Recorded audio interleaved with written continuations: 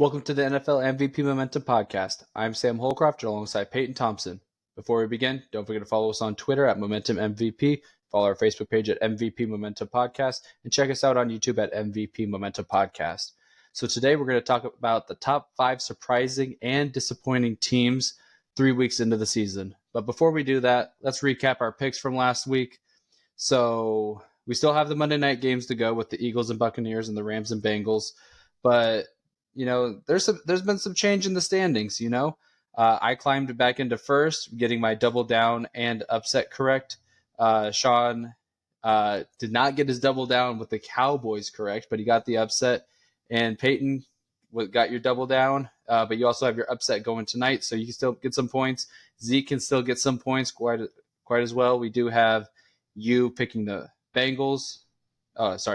Zeke picking the Rams while all of us picking the Bengals. And then you're picking the Bucks while all of us are picking the Eagles for tonight. So our standings looks like this. I'm at 37 points. Zeke and Sean are both at 35. And Payton, you are down at 33. So you got some catching up to do, but it's still early. So very early. Very close still too as well. Yep. And we'll do our Overreaction Mondays. I'm top of the leaderboard, so I'll go first. And I'm going to say it. Dolphins may be the best offense ever. They just put up 70 points. They had 350 yards passing and 350 yards rushing. And I'm going to be completely honest, that is not a bad Broncos defense. It could be potentially a bad coached defense, or maybe the Dolphins offense is just that good. They've had 2 really good weeks. I mean, the Chargers defense also isn't a bad defense, but they gave up, 500-ish yards, almost 600. And I just think that this offense could be one of the best that we've seen maybe ever.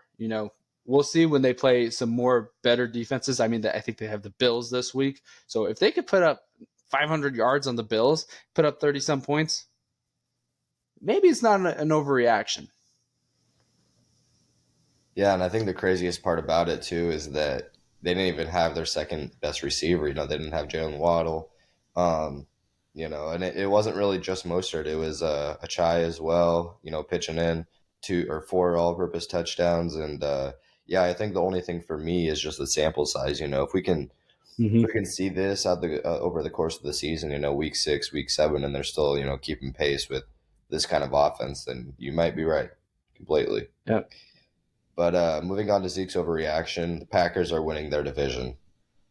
And I think it's a very interesting take. And I do think there is some validity to it. I don't know if I can completely get behind it, but I will say that I think there's only one team that I would have to watch out for when we talk about the NFC North, and that's the Lions right now. The Lions are, I feel like red hot. They really believe in Dan Campbell. But, as far as the Packers go, they played some really good football. Jordan Love only had his first turnover in, 3 games, his first starting 3 games. He's looked really good. They had Aaron Jones that first game. They looked really good. They've been without him the last couple of games, and they still only lost by they won by 1 point against the Saints this last Sunday, and then they lost by 1 point against the Falcons. So, they could potentially be 3-0. They also have been without their debatably best wide receiver, Christian Watson, David Bakhtiari, one of their best offensive linemen. So, there's a lot of, optimism, I think, in, the Packers locker room, and there should be. I just think they got to watch out for that one other team. But I do think, as far as the NFC as a whole goes, I think they could be a team you got to watch out for to sneak into the wild card. Yeah, definitely. They got the Lions right on their tail, but I mean, so far the Packers have been looking pretty good. The loss of Aaron Rodgers doesn't look like it's as big of a hit as we were maybe expecting. So staying in that NFC North, Sean's Overreaction Monday is the Vikings are in search of a new quarterback. Last year they were 11-0 in one possession games. They are now 0-3. And how much of that is on Kirk Cousins? He's thrown for 300, I think, in every single game, almost 350. But at that same time, it's like it's not translating to wins. They might have just lost Justin Jefferson for a few games. I don't know what his injury is yet, but finding that new quarterback, because Kirk Cousins last year, great year. You could say he was maybe a top 5 quarterback with how well he played. But at the same time, last year of his contract, do we want to renew him for a season or two? He maybe still wants a bag, or do we move on, trade for someone? We'll see. Because if they keep losing, they could be on the selling end. Yeah, I mean, this is something that I've said, the past couple of weeks. I think honestly they should be looking for a new quarterback as soon as possible, and a younger quarterback at that. I think they kind of, after this game, and of course if it keeps translating the same way week after week, they kind of realize that even winning the NFC North is kind of a tall task for them. And so I think they really need to realize that, Kirk Cousins isn't going to get any better. He's not going to get any younger. And so, yeah, they should be looking for a new quarterback, but I don't necessarily think that should be, some veteran quarterback that's necessarily ready to win right now. I think they need to look at some younger guys, potentially, first year, second year guys, third year guys, possibly. Talking about a Mac Jones, who's a couple other guys I mentioned last week. I honestly think it could be a whole plethora of guys that just need a new place to maybe potentially sit behind Kirk Cousins for a little bit longer, and then start next season, or maybe they think they're a little bit more ready. So definitely need to be on the younger side. Potentially could try to move up in the draft next year as well. I just don't know what it would take for that, but I mean, I think the offense can be good enough if they just can get a new younger quarterback that the locker room believes in. Yeah, and it just kind of sucks because that quarterback could have been Will Levis, but they ended up passing on him. But at the same time, they picked up Jordan Addison. They let Thielen walk. So I think that their pick right now looks good. But like the opportunity cost, you can always ask like the what if, especially if they don't sign a quarterback this offseason, or they don't get a good draft pick to get one of those quarterbacks, and they have to reach on a quarterback in the first round, So the opportunity cost could always be there. Yeah, definitely. So for my hot take, I think that Andy Dalton may be a better starting option for Carolina going forward throughout the season. And a part of this reasoning for me is that I just feel like the team isn't really quite as ready offensively as a lot of people may have thought. Now, I never really bought the Carolina Panthers on offense. I think defensively they're fine. Defensively, they're a top, 15 to 18 team. But when you look at the offensive weapons, you look at the offensive line, you look at, the running back group having Miles Sanders and Chuba Hubbard. I just don't think this offense is high powered enough to support a rookie quarterback who's still trying to figure out the mental part of the game. And so, I don't know if necessarily, I mean, as we know, they lost their pick to the actual trade to get Bryce Young this year, but I think at least sitting him for, 3 to 5 games, making sure he's completely healthy, that's definitely a part of this equation. And then if you can do that and then have him kind of learn a little bit longer behind Andy Dalton, even if they are still losing, I don't think that Bryce Young playing versus Andy Dalton playing is really going to make much of a difference as far as winning goes.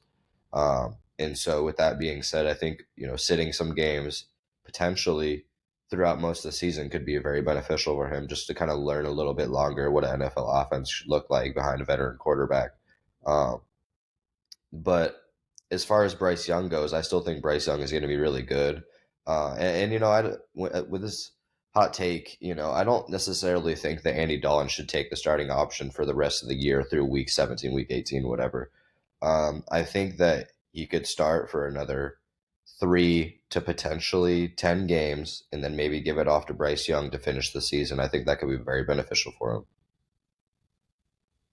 Yeah, and on the flip side of starting Bryce Young, it's like if you're already going to be losing, might as well get Bryce Young that experience. So, but it's either do you want that experience of having a bad rookie season, then having to overcome that next season, or is it watching like I guess there's the two ways to approach like the Trevor Lawrence situation with his rookie year, where Urban Meyer just didn't know what he was really doing. They have a bad season. He had a good like last 3 games, 4 games or whatever. And then last year he had to figure it out, had a rough start, figured it out, and then they went on that crazy run. Or do you want to give it the Kenny Pickett treatment where not necessarily guy one for those first 6 weeks, and then he takes over, still learning. And Kenny Pickett's still learning to this day. But I mean, not all rookie quarterbacks can have that Dak Prescott success year one. So Yeah, exactly. It's tough to be a quarterback, especially a fresh young quarterback in today's league, man. I think it takes a longer time than people realize to fully get your grip on the position, you know. yep. So now we'll move into the top 5 surprising and disappointing teams after week 3. So I know we still have the Monday night games, but we are including a few teams on this. So starting at number 5 for the surprising teams, I have the Arizona Cardinals. So, which is really weird because they're 1-2. Yes, they beat the Cowboys, who looked phenomenal the first 2 weeks. But let me tell you this: they were winning by 8 points to the Commanders. There's not the Commanders, the Cowboys going into that fourth quarter yesterday. They were winning by, I believe it was 6 to the Commanders going into the fourth quarter, week 1. And they were winning by, I want to say it was 14 to the Giants going into the fourth quarter. Going into the fourth quarter, they were, if we ended the games 3 quarters in, Cardinals are 3-0 with Josh Dobbs as their quarterback. You know, they still have James Conner, who's looking pretty good this season. You know, Rondale Moore doing pretty good. That defense, not too bad. But yeah, that's surprising. And I put them last week. I said it's time to panic if you're 0-2 for the Cardinals because you're getting too close to winning. You know, if they want the Caleb Williams sweepstakes, with how they're playing, they might be taking themselves out of that sweepstakes. Yeah, that's pretty much the way that I would approach this, ranking as far as where they're at here. I think that they're one of those teams where, starting the season, we thought they were going to be, probably 0-3, and, probably going to finish with 3-4 wins. And they still might, but as far as how they've played recently, it seems like this team isn't content with just being bad. They really want to still be a competitive football team. And I think you got to tip your cap to the coaching staff and the veterans that have been on this team for a few years now. And, it's going to be interesting to see if Kyler Murray wants to come back because if they're, decently positioned record wise, then he may want to come back a little bit earlier and see if they can make a little bit of a push. I mean, I personally probably wouldn't if I was that front office and staff, but he may want to come back. It's going to probably be a little bit up to him and the coaching staff and whatnot. But yeah, man, this team has played really well as far as relative to expectations. I thought this team was going to be probably the worst or one of the bottom 3 worst teams, and they really haven't looked like that so far. So, you got to tip your cap to them. Yep. So, going with number 4 surprising team, and it kind of pains me to say this because I didn't see it coming, and I was one of the people that said, I think they're on the decline. And I still haven't bought bought them completely, especially offensively. But I will say through these first 2 weeks and possibly tonight against the Eagles, they've played really well. It kind of looks like Baker Mayfield is having a little bit of a resurgence as far as his confidence, getting in a new environment. Really just getting his mental fortitude back, and being able to process things a bit faster. Obviously, having Mike Evans, Chris Godwin has helped a lot. But yeah, man, I think this is a team that you really have to watch out for to win the NFC South if they keep the same trend. And defensively, they still got a lot of veterans on that defense. And with Todd Bowles, he's used to winning a lot of games, and so they still have a lot of pieces there that they had from that Super Bowl year. It's really going to depend on if Baker can keep this trend of getting his confidence back, really. But I got to say, he's looked good. The Buccaneers' offense has looked good. The defense has been pretty solid. I will say one caveat to this is they haven't played the most competitive teams, obviously, for the first 2 weeks. So that does have a little bit to do with it. I think we're really going to see what they're made of against the Eagles tonight. But they're also going to play the Saints next weekend, and so they could potentially be walking out this first 4 weeks being 3-1. Yeah. And like you said, like they played the Vikings week 1. Vikings are 0-3. They played the Bears week 2. Bears are 0-3. So it's not the hardest schedule. But yeah, we'll see how well they are against the Eagles, and it could also be a measuring for the Eagles as well. So with team number 3 in our surprising category, we have the Green Bay Packers. They were I think it was like 40. They got the ball with like 40 some seconds left, maybe against the Falcons, 50, down 1, and they could have potentially won the game if they just would have gotten a 4th down stop.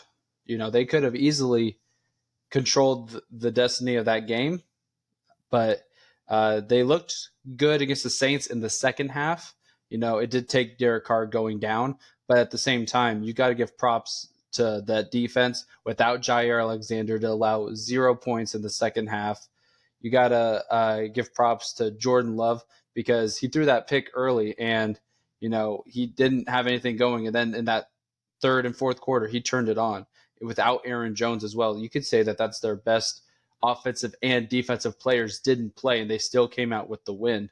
They're going to have a short week against the Lions this week. But, yeah, the Packers have been looking fairly good. They had that blowout against the Bears as well, and their differential is quite high. They blew out the Bears, 1 point win, 1 point loss. And those are some decent teams. The Saints could be very competitive this year, depending if Derek Carr's injury, and the Falcons can be competitive as well. So they've had a good schedule right now, and I think that they're looking pretty good. Yeah, definitely. I would agree with that. I would say I always kind of expected this defense to be pretty solid. I mean, they usually are, and I didn't expect that to let up this year. But I think for me, the biggest things have been Matt LaFleur being able to kind of completely unleash his playbook with Jordan Love, and Jordan Love believing in him, and LaFleur believing in Jordan Love. And I think that head coach to QB rapport is so important, and when you can get that clicking, it's really hard to stop that offense. And obviously, without Aaron Jones these last couple weeks, like you said, I mean, even with just him, they could be 3-0. Without him, they could be 3-0. So yeah, I mean, I think Packers are going to be one of those teams that until week 6 or 7, they're really going to fly under the radar. But they're definitely a team you got to watch out for sure. Yep. So now with our second surprising team of the week, we have the Indianapolis Colts. I think the Colts are an interesting team because, when I watched them week 1, I saw Anthony Richardson, and he had a great rookie debut. And week 2, he had another great game. Went to the locker room, had a concussion, didn't come out the whole second half, but he had 2 rushing touchdowns the first half. And then Gardner Minshew this week comes in, doesn't necessarily look the greatest, but they end up winning the game, I believe. And so, starting, the first 3 weeks being 2-1 as the Colts in a tough AFC, that's really good positioning for them. And, I think if you can instill confidence in both these quarterbacks, whether it's Gardner or Anthony Richardson, depending on who is healthy at the time or who they want to run with, I think it can be a team that I guess, like the Packers, can kind of fly under the radar for a few weeks until teams start to take them seriously. But defensively, I think they're locked in this year. I think last year they kind of had a down year because I don't think they had complete confidence in the offense with Matt Ryan and Jonathan Taylor being injured. But I think this year, I think they're ready to believe again, and I think the defense is back to what they used to be. So, yeah, I definitely think the Colts are going to be a good team this year. I don't have them making the playoffs or anything like that, but I think they're going to be a team kind of like the Falcons last year, where they were competitive game in, game out, win some close games, lose some close games, but they're not a team that you can just think you have a free win on like the Bears. Yeah. And I think that the most interesting thing about this is they have a very winnable matchup potentially this upcoming week, which we'll talk about in a few minutes. But at the same time, it's like if they win that next game, they're 3-1. Does Jonathan Taylor potentially stop holding out and just show up and play? We could see win Jonathan Taylor. If they keep winning, because he wants a bag, he wants to get his money, but at the same time, it's like the team's playing better than they did last year. We're not tanking for Caleb Williams, even though we just drafted Anthony Richardson. We're not tanking for some Marvin Harrison Jr. We could be competing for the division, especially if the Jaguars aren't doing so hot. So, and then the number one surprising team so far this season through 3 weeks, we have the Miami Dolphins. Which is weird because they're the only team on here that made the playoffs last year, with the exception of the Buccaneers. Um, but I'll tell you what, the way that they have won these games, coming down to the wire with the Chargers, putting up 500 yards. Uh, who they beat? Oh, they beat the Patriots week 2, still put up quite a few yards, and then put up over 700 yards against the Broncos. They're looking like one of the most dominant teams, like I said in my overreaction. But I mean, we knew that this team could be good. We were looking at their schedule. We knew that they could be potentially 3-0, but we didn't think that they were going to be as dominant, especially on offense. Yeah, I think, like you said, we expected them to be a good team, but we didn't expect them to be this dominant on offense. Um, but yeah, I mean, I don't have too much really to add onto the Dolphins. They've looked great. If you could get, any stake in Tua in your later rounds of fantasy, you're really happy right now because he looks really good, really good. And they had that 70-point victory without their second best receiver, like we mentioned earlier in the podcast. So, I think weirdly enough, I still think this is a team that could be, and it's funny because we just talked about the Colts before, but I think this is still a team that could potentially be in the Jonathan Taylor sweepstakes as they get a little bit more comfortable with how they see their ceiling, because I think right now they see their ceiling as potentially AFC champions, and possible Super Bowl champions. But I think if you were to add Jonathan Taylor to that, it's hard to say that they wouldn't be, potentially the second favorites. I think the Chiefs are probably still most people's favorites in the AFC, depending on who you ask. But I think they could potentially be the favorites depending on how the Chiefs look through these first 5 weeks, because they've been really up and down. Obviously, they had that huge victory yesterday, but it's the Bears. So, yeah, I definitely think that they're a team that could get even better as the season goes on, which is kind of crazy to think. Yeah, I kind of thought it was funny. I was watching the Fox morning, and um, and Jimmy Johnson said that I expect this Dolphins team to be playing in the AFC Championship game against the Chiefs, and I was like, really? Like, I know they're good, but like, how good? And 70 points without their second best player on their offense is definitely definitely good. Yeah, yeah, definitely. So now we're moving on to the disappointing teams of the week through the first 3 weeks. At number 5, we got the Cincinnati Bengals.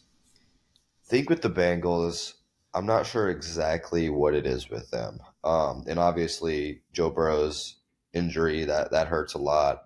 Going into the future of the season, not really sure how he's going to be or if they're going to put him on IR.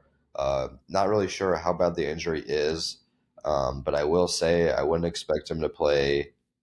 I don't expect him to play tonight for sure, and I would probably expect him to be out these next couple weeks until at least week 5. I believe they have a bye in week 6, so they might hold him out to week 7. But with that being said, they're already 0-2 in a really hard AFC, and I'm expecting Jacksonville to get a little bit better. I'm expecting the Chargers to get a few more wins, and so it's really going to be, at this point, they got to go. It's either go up or you're probably done for the season. So, we'll see what this team is made of. But as of right now, it just seems like the offense can't really get on the same note, and they really haven't. Besides, that little stretch in game 2 where Joe Burrow and T Higgins had some good plays to each other, some touchdowns, but Jamar Chase hasn't looked the greatest. Joe Burrow and him just haven't had the best connection like they usually do.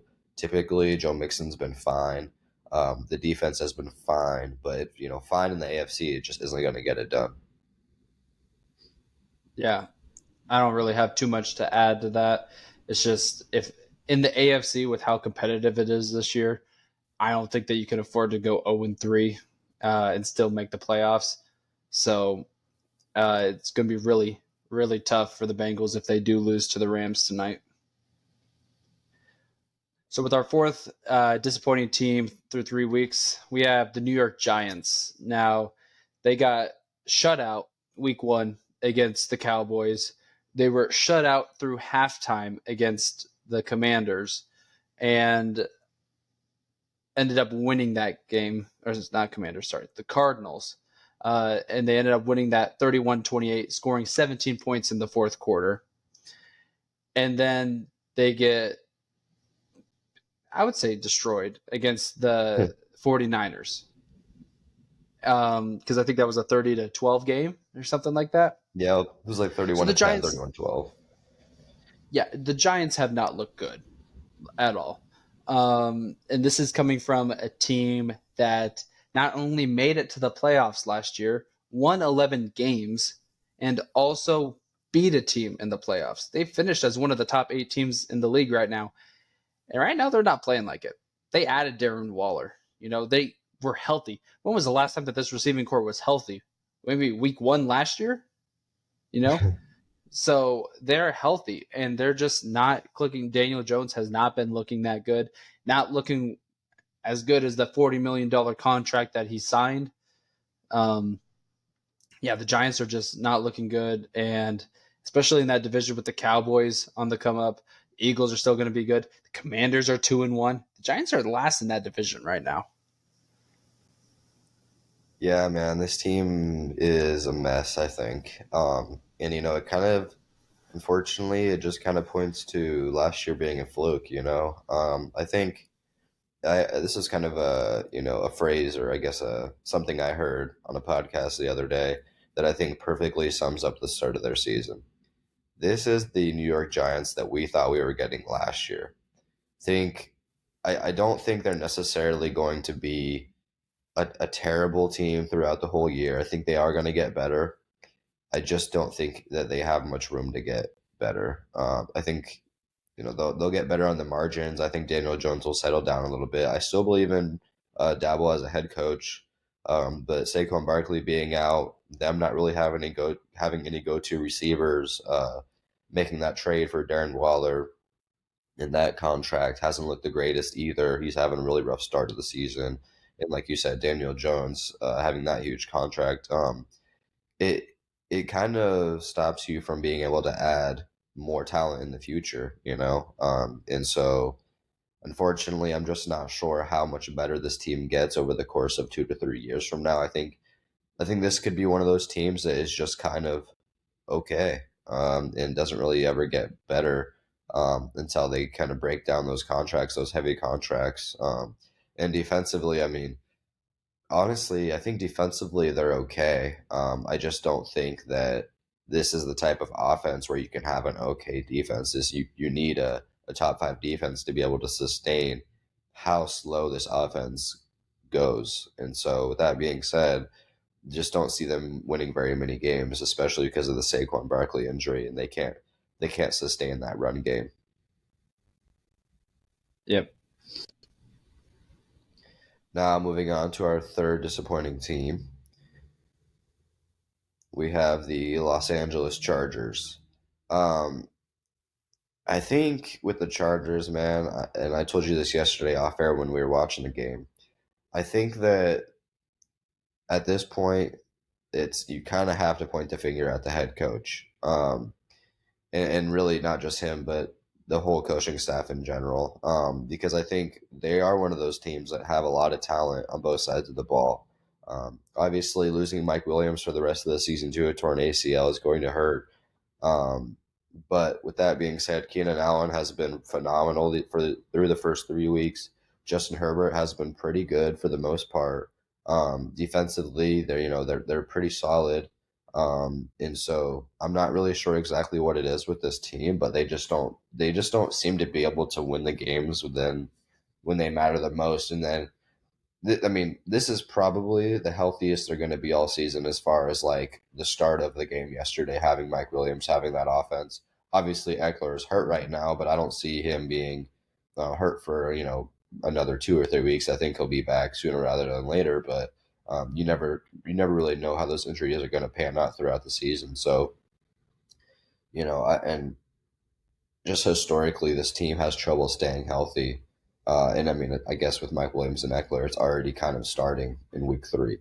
And so, with that being said, I just don't see a realistic path for them to get to even, you know, winning the division.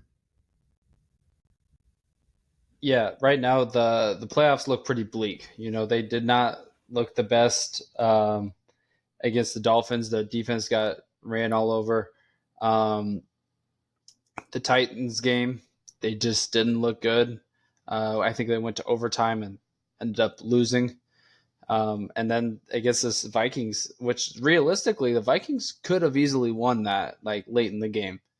They were down, I think 4. They lost by 4, and the Vikings had 4 opportunities, I think, in goal to go situation, and they just couldn't convert. And I think we were in that same conversation off air. We were talking. It's like if the Chargers lose this game, Brandon Staley might be fired because, like we said with the Bengals, if you go 0-3, you're probably not making the playoffs in the AFC this year. It's going to be hard to dig yourself out of that, especially when you have to play the Chiefs twice. The Broncos are still a bad team, but you know, they could still beat you once. The Raiders Mhm. could still beat you once in that division. So like it's going to be hard to dig out of a 0-3 start. And I just brought up the Broncos, so let's talk about them. They're number 2 on the disappointing teams. Now, here's the thing: like we didn't like maybe we thought that the Broncos could be a playoff team, maybe we didn't. But let me tell you about the 3 ways that they lost this year. They choked and lost by 1 point in their first game of the season with like a minute or so left. I think the Raiders, or I think with like 3 or 4 minutes left, the Raiders score, kick the extra point. The Broncos lose by 1. In that game, Sean Payton also went for an onside kick to start the game and ended up leading to a Raiders touchdown as well. In game 2, they were up 21-3 to the Commanders, and they end up losing, I think 34-31, or they lost by 3 points. So they choked a double-digit lead. And then yesterday they get blown out 70-20 while turning the ball over, I think like 3 or 4 times. And just like so many plays of 20 yards plus for the Dolphins. I'm pretty sure like that number was closer to 20 than it was 0 for 20-yard plays. So, yeah, I just think that this team, with the amount of talent that they have, it is very disappointing that they are 0-3. And, the Sean Payton rust could definitely be showing. Yeah, 100%. I mean, you talk about Sean Payton Russ. I don't know Rust. I mean, I don't know how much. I don't know how much Russ has to go. I think I thought he was going to have a bit of a resurgence this year, and I still think that he can have a better year than he had last year. But this is not a great start at all for them. And yeah, man, this team. I think it's hard to know how many games they're going to win because, like you said, they should be more competitive than they have been, and in some games they are. But it's just like there's so much variance, like you said, in the ultimate score and what happens in the game, and it's just I really do feel like this team could be in the top or the bottom 5 sweepstakes. I would have to look at what picks they ended up having to give up for Russ. I don't know how many more picks they have to convey for that.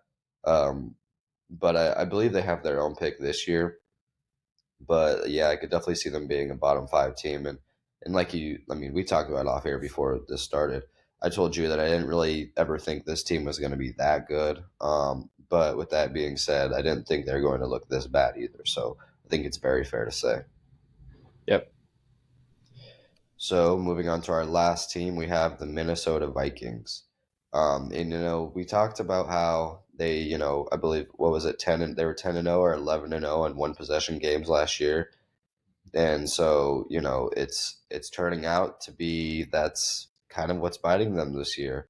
And it's kind of a complete opposite, because correct me if I'm wrong, but I believe all three of the games they lost have been one possession games this year so far. And so, Yep. like you said before, it's completely flipped. And with Justin Jefferson going down to the end of the game this year, if you don't have him, you don't really have any of your offense. I don't necessarily think that Alexander Madison has shown to really be an RB1 yet. And so getting Cam Akers maybe will help a little bit.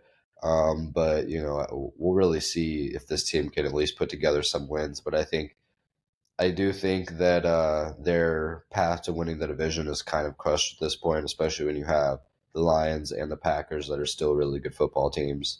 Yeah, it's kind of looking pretty bad out there in Minnesota. But I do think it kind of starts with the quarterback, and obviously the defense has not been great either. But I think through the first three games, they've had their fair share of stops where the offense could have came back, could have scored, because it's been close games. I think the defense for the most part has done their job, but I think the offense it just tends to sputter at times. But I do think there is some silver lining to their team going into the future because, like we talk about, they have a good offense as of right now, or good offensive weapons, I should say. They have T.J. Hawkinson, they have Justin Jefferson, as long as he's healthy for this year. T.J. Hawkinson they acquired last year, and so I do think there is a path of success, or I should say, a path to turnaround success relatively soon. I just don't think it's going to be this year. Yeah, I think probably, and you can blame and point fingers at a lot of things, especially when a team is 0-3. But I feel like maybe the biggest reason, like that could be the most simplest thing, would have been just paying Dalvin Cook for this last year, or not. I guess not releasing him, Yeah. because maybe he makes a difference in two of those games. They had to kick a field goal from like the 3 or 4 yard line, I believe, yesterday. Um, and when they could have, maybe if they had Dalvin, maybe they punch it in instead of Alexander Madison. So, and I know that's a hindsight thing, but Dalvin Cook might have made a difference in a few of those games. So, Yeah, definitely. so now we'll move on to our upsets and double downs and the rest of our picks. So, as you can kind of tell, we have a lot of disagreements this week. This is the most that we've ever disagreed as a group. So I'll start off with my upset. I have the Packers over the Lions, the Thursday night football game, which we are actually split on. You and Zeke are going with the Lions, while Sean is agreeing with me that it's going to be the Packers. I feel like it's a home game for the Packers. They just came back from that 17-0 deficit. I gotta go with the Pack here. Lions, that offense, against the Falcons, either their offense looked really good or they went 3-and-out and just didn't look that good. So I don't think that you can have that wishy-washy kind of offense with the Lions or against the Lions, especially, Aaron Jones is going to be back. I think that the Packers can take care of business. Yeah, I mean, this should be a really good game. I'm actually really happy this is a Thursday game because these are two teams, like we said before, that could potentially be 3-0, with the Lions losing in overtime, their second game, and then obviously the Packers losing by 1 point the second game of the season. This was really a hard choice for me, I'm going to be honest, but I just feel like the Lions are a slightly better football team right now. But ultimately, it may depend on the defense. I think the Packers have a slightly better defense, but I think the Lions are going to have their way on offense this game, and that's why I have them as my winner. Yep. So Zeke's upset of the week is the Raiders over the Chargers. Another game that we are split on. Um, and uh, yeah, and I agree with him that the Raiders are going to beat the Chargers, while you and Sean are going with the Chargers.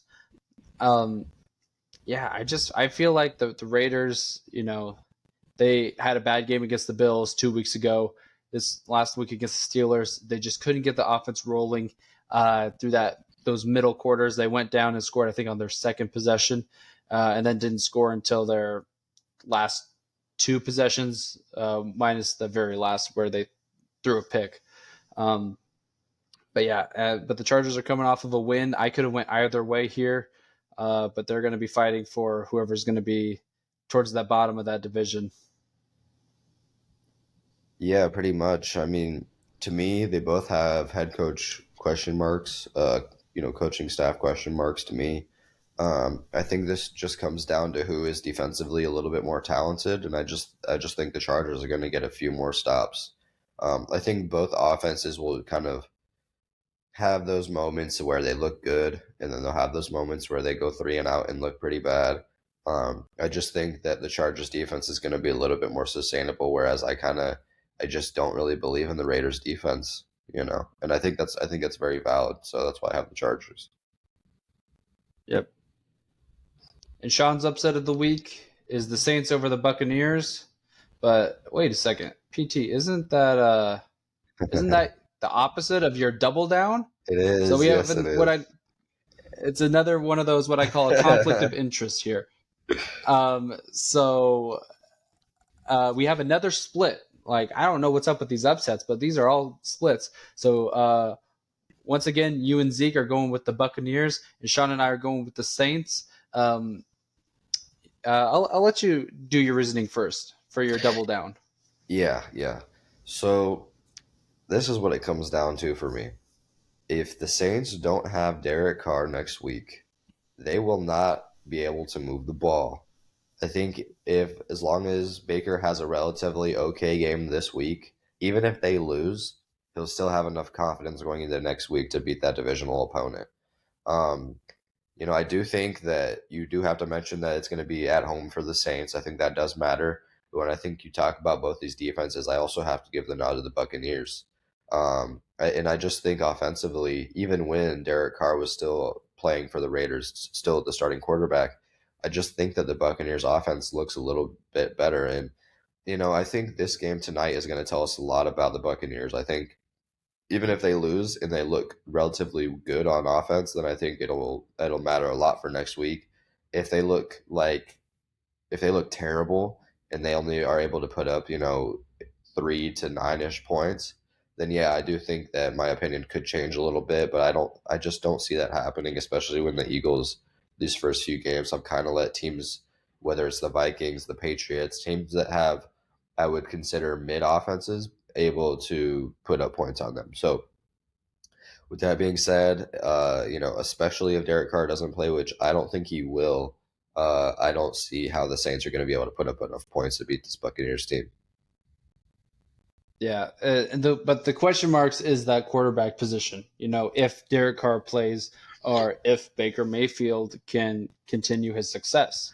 Because like I could see this as also as a trap game. If the Buccaneers do beat the Eagles, they're riding high. They're 3-0. They're leading the division, facing a division foe, and then they get beat by them, even if Jameis Winston is their starting quarterback.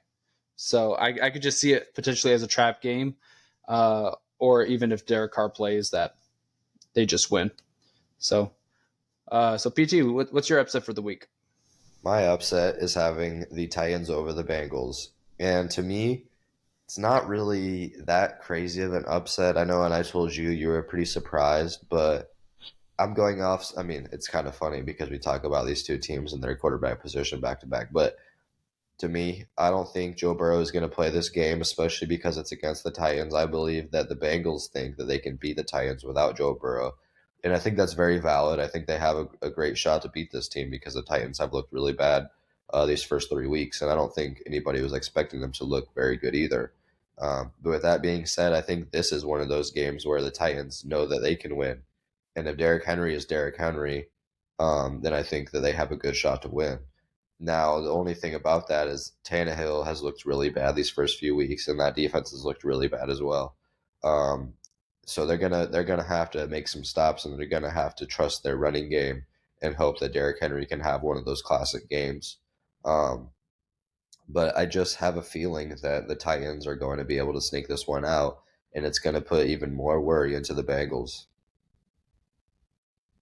Yeah, and you're the only one disagreeing there. We all put the Bengals.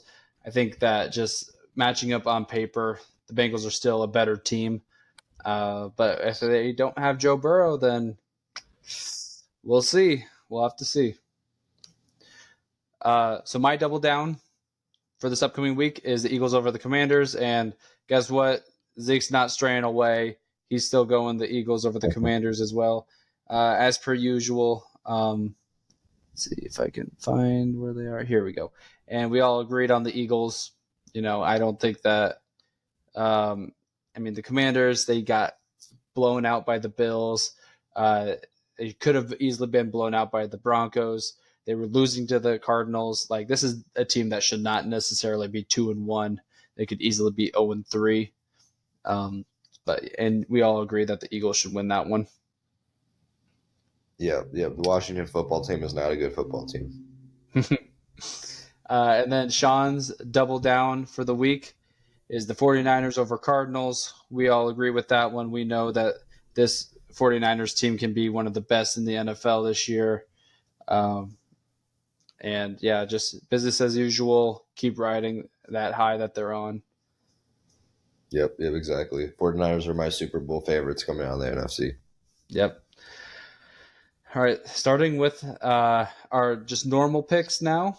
The Falcons and Jaguars. We got one person who's disagreeing here. I wonder who that is. Oh, what do you know? It's you. We all said the Jaguars except for you, Payton. So I think we just believe that Trevor Lawrence and the gang aren't going to be losing 3 straight games, but it is a London game, so you're taking the Falcons here. Yeah. I don't think I think it's probably the smart choice to pick the Jaguars, because like you said, it's just really very odd for them to lose 4 games in a row. But I do think if there is a game for them to lose, that would be their 4th game. It would be a game where they have to travel to London, play an early 8:30 a.m. game. And I just think that Arthur Smith is going to have our guys more prepared than we were last week against the Lions. I think that the passing attack is going to look a little bit better. And I think the run game is going to go back to normal. I have a lot of question marks about this Jaguars run defense, especially watching them week 1 against Anthony Richardson, him being a rookie quarterback and basically being able to get out every time he wanted and get a first down. I think they're going to have their hands full with Bijan Robinson and Tyler Algier. I think it really depends on if Ritter can have an okay system quarterback game like we talked about before. If he is making a lot of mental mistakes, if he's overthrowing his receivers like he was yesterday, and Trevor Lawrence is able to have those good drives like Jared Goff had yesterday, then I think that they definitely have a path to success. But I just think that the Falcons are gonna have this one. Yep. Kicking off the noon games, and this could be probably the game of the week, game that everyone's going to be watching. We got the Bills and Dolphins, and another split game here. Sean and I are going with the Bills. Sean going against his own team here, and then you and Zeke are going with the Dolphins. I said that the Dolphins might be the best offense we've ever seen, as my overreaction, but I gotta stay true to it. The Bills were my 1 seed coming out of the AFC this year, so I got to stick with that for now. But someone's opinion is going to be changing with one of these teams when this game is said and done.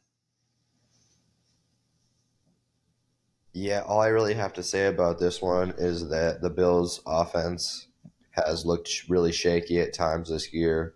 And just because they had that beatdown yesterday doesn't really change my opinion at all. The Dolphins are super hot right now. And so, with that confidence, I think they're going to be able to get Jalen Waddle back from his concussion. I just don't see this defense being able to have as much success as the Dolphins are going to be able to output their offense. So I think it's pretty simple. They're just too hot to stop right now. Yeah, and I could totally understand that. So with the Bears Broncos, you, me, and Sean all agree that the Broncos are going to win. Zeke's actually going with the Bears. I don't know how I could justify that. I mean, it's the battle of two 0-3 teams. It's a good thing that the Dolphins-Bills game is going on at this exact time, because if we were forced to watch the Broncos and Bears at a 3:25 game and it was the only game on CBS, people would be very disappointed. So I still think that this could be a good game, considering that they are at the same level. But this is definitely not the game that I would be wanting to watch. But yeah, I think that the Broncos can take care of business. Sean Payton's going to pick up his first win as the Broncos head coach.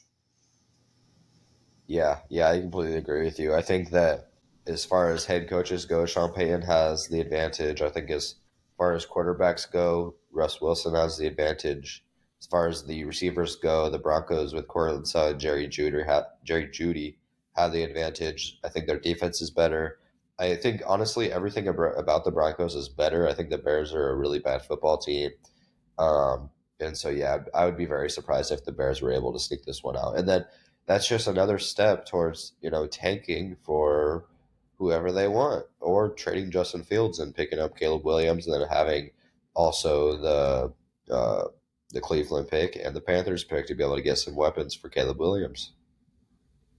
Yeah. The Ravens-Browns.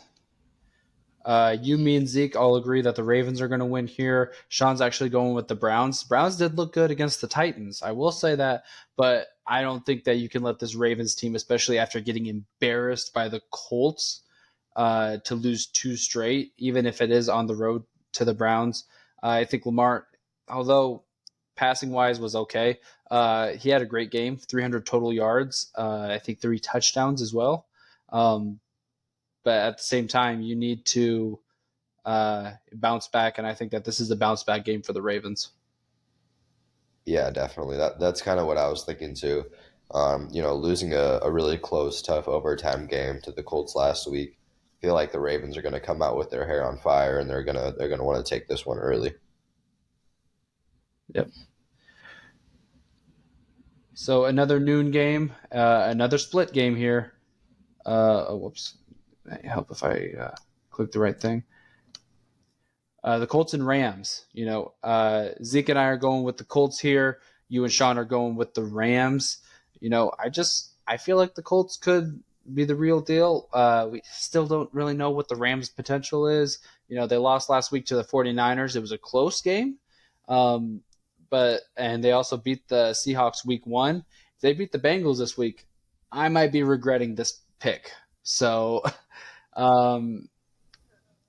but I guess here's the thing is these are two teams that we don't really know what their ceiling really could be. We don't really necessarily know what their floor could be either, because we didn't have high expectations for either of these teams, but there's a good chance that both of these teams could be 2-1 going into this game. Yeah, man. For me, this game is pretty much a crapshoot. This is probably the game I had the hardest to choose over because I feel like both teams, like you said, have potential to be, decent football teams, good football teams at that. And it's weird because they kind of have weird parallels as far as, I think they're kind of like the AFC and NFC version of each other. Both losing their superstar early in the season, getting put on the IR list, Jonathan Taylor and Cooper Kupp, both having, I guess Matt Stafford is a much more veteran quarterback as far as compared to Anthony Richardson or Gardner Minshew. Gardner's had some time in the league as well, but both, kind of exceeding expectations. But it should be one of those games that I think will be a good team based on comparatively to each other. They're both good football teams, or I should say competitive, but they're not great either. So yeah, for me, I just had a feeling that I think the Rams veteranship is going to win ultimately over the Colts. Yep. Another noon game, the Vikings and Panthers. We're all going the Vikings here, even though JJ might be hurt. But I think we just think that Panthers offense doesn't really look the best. But this is definitely the game that the Panthers offense could look good against that Vikings defense. But at the same time, it's like if the Vikings lose this, might as well throw all cards down and be like, okay, this is it. Like if Justin Jefferson has a sprained MCL and has to be out 6 to 8 weeks, hey, just just don't even bring him back if they lose this game.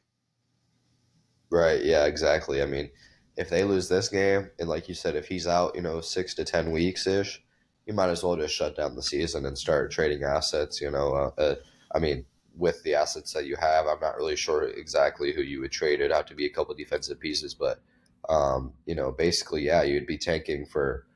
I mean, if you could put Caleb Williams or Drake May or another quarterback like that in this offense, I'm sure that would electrify this offense for next year. But I just don't see the Panthers beating them as a inferior football team. Yep. The last noon game that we'll talk about is the Steelers-Texans. You are the only one that disagrees with us. Zeke, Sean, and I all have the Steelers, and you're going with the Texans here. I think that the Steelers, they've looked decent. Like, they looked decent against the Browns. They looked decent against the Raiders. They looked horrible against the 49ers, but they started to figure it out. Kenny Pickett can still make some mistakes. I just don't believe. I feel like that the Texans probably played their best game of the season this last week, and I don't know if they're going to be able to replicate that or even play like 2/3 of that to beat the Steelers this upcoming week. Yeah, I can definitely see the Steelers grabbing this one. I just feel like the Texans feel pretty good about CJ Stroud, and I feel like this offense is going to get a little bit better as time goes by. Tank Bigsby looked really good. The defense has been relatively decent comparatively to expectations this year. And so, yeah, I mean, to be honest with you, the Steelers are probably going to win, but I just feel like the Texans are going to be able to sneak it out. Personally, just based on how I've kind of looked at these teams based on the eye test. I just feel like the Texans are going to be on the upsurge, and the Steelers are just kind of okay where they're at right now. Yep. So the last three games we all agree on. We can just talk about them real fast. Patriots Cowboys, we all agree the Cowboys, a good bounce back game against a team that played okay against the Jets and still won. The Sunday night football game between the Chiefs and Jets, we had that as one of the top 10 games to watch this year. Unfortunately, Aaron Rodgers and his Achilles being out kind of sucks. So we're all going with the Chiefs here. And the Monday night game, Seahawks versus the Giants, we all went with the Seahawks. Just some teams. There's teams that are competitive, and then there's those teams that are not. And that's just kind of the story between those three games, in my opinion. Yeah, pretty much. Yeah, I don't think I have too much to add on these specific teams. I will say I think the Cowboys and Patriots are going to be a little bit closer than some people think. And I do have the Patriots as a competitive football team. Personally, I think that the games they lost have been close games to pretty good football teams, and so I think the Patriots are a little bit more. I think they're a little bit better of a football team than most people think. But that's really all I have to say about these games this week. Yep. So the only question is who's going to be on top of the standings after this week? I'm on top right now. Zeke was on top after week 2. Sean was on top of week 1 after week 1. So Payton, I think you're due. You're coming from the 4th spot all the way to 1. Everyone's had their time on top. So you got to get there.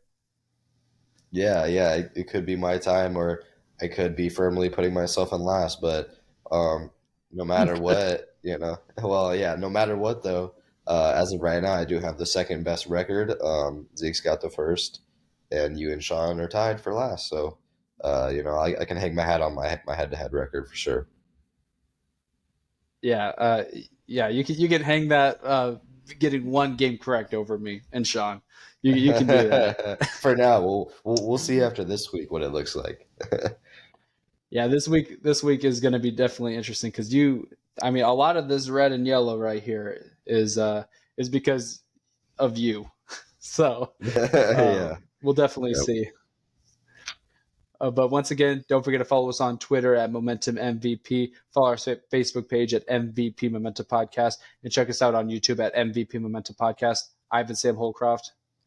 Evan Payton Thompson. Thanks for listening.